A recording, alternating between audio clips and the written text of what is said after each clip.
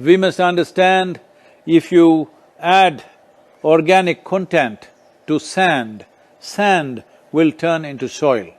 If you remove all organic content from the soil, soil will become sand. In normal agricultural soil, the minimum organic content should be between 3 to 6%. The most minimum is 3%. At least this minimum to keep the soil alive, to keep the soil as living soil. I think the 3% minimum is something I've been pushing for the last 40 years. I've been causing trouble for a while. 3% is kind of the borderline where you've got enough diversity in the kinds of foods that are present so that all of the necessary sets of microorganisms will be able to perform their jobs at the right time and in the right place. And people don't think about the fact that every growing season is different from every other growing season you've ever encountered.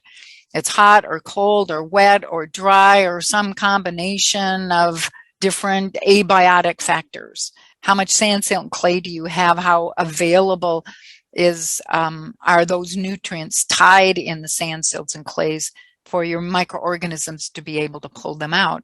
You've got to have all of that diversity of food. Right now, agricultural soils across the world, the depletion is so heavy. In most countries, more than 50% of the topsoil is already gone in the last 100 years. So here we are.